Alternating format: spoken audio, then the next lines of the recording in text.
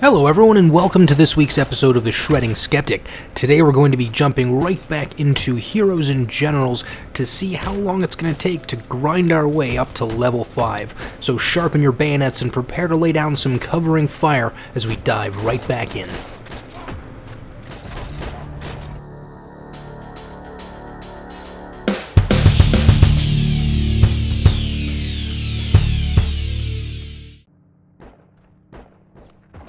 So on our last episode, we discussed whether or not this game really brought the freemium playstyle all the way to PC. Now, to be honest, I think I might have judged it a little bit too quickly because this game is honestly pretty decent. So I would definitely recommend you guys grab this one on Steam as, again, it is a free game and it's a lot of fun.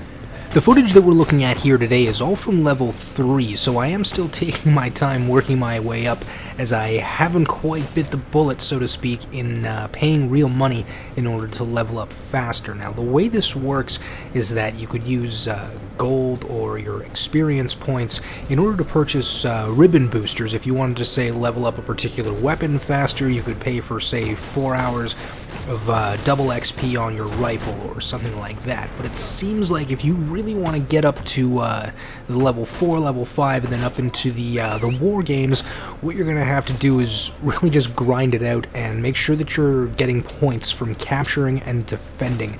It seems that if you just sit in the woods and just pick people off from camping, you're not really helping out the team too much, and the score at the end of the game is going to show it. The 3 separate factions also seem to level up XP-wise totally separately, so I've decided to go with the American faction on this one, as that one is my particular favorite, as these guys are my next-door neighbors.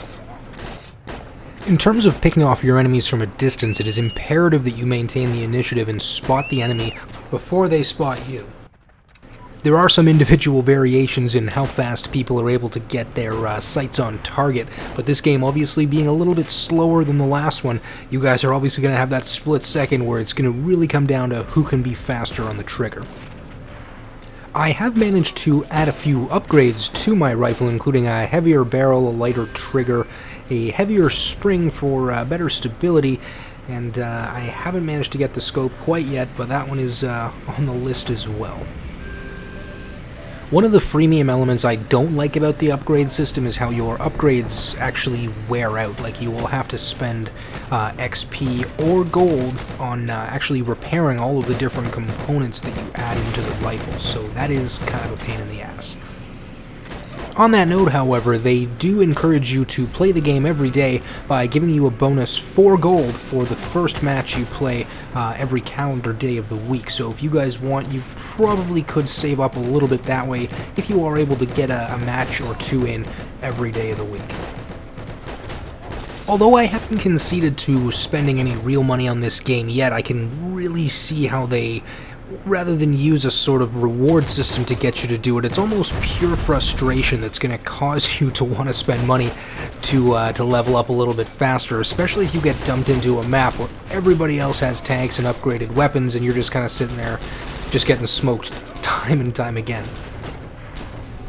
The balancing and the matchmaking I found was very, very hit or miss. I got dumped into a lot of maps where my team just dominated within a few minutes. I've got dumped into maps where our team got dominated within a few minutes, and other times where the matches seemed pretty stable overall and ended up being a lot of fun. So I think that is one of the things they are still tweaking in this beta version, is figuring out exactly what players find enjoyable and what they don't, and I think that rating system might have something to do with that. This is completely anecdotal and I don't really have anything to back it up, but it seems that if you rate a match as particularly good, the next one doesn't seem to be as easy. So I'm wondering if maybe it's a way of tweaking the difficulty level a little bit, but they could be a little bit more specific in terms of what kind of feedback they're looking for, other than just a rating 1 out of 5, what did you think of this match? A little bit on the generic side. The last video I did on this game produced quite a lot of interest relative to some of the other game reviews I've done, so I think I'm definitely going to finish this off with a third part to the series once I finally make it to level 5 and I'm able to show you guys what that overall war battlefield looks like, to see if it's really worth it for you in your time, to see if this is a game you want to sink that much time and or money into. Although the task of leveling up to level 5 from here does seem somewhat daunting, as after putting in about 10 hours, I'm starting to see that it's going to be still quite a long grind to finally be able to see what the other maps look like and some of the other game modes look like, and I'm a little pissed that I might in fact have to do that for the other two factions as well. So this game is looking like one that may end up taking a lot more of my time than I thought it would. That being said, however, if this game does interest you guys and you'd like to see a little bit more of it from the Eyefinity perspective, or any other Steam games from the Eyefinity perspective in this triple screen format, definitely let me know in the comments and we can check those out. So once again, thanks for taking the time to tune into this particular episode of the Shredding Skeptic, and I hope to see you guys on the battlefield and in the comments section. And for everyone in the Gamer Life community, here's a question I have for you. How many hours should the player have to sink into this sort of demo mode before being allowed into the real game? 10 hours? 20 hours? Let me know in the comments. And please, share videos of your own with your own gaming experiences, because remember, these are our games, and this is our story.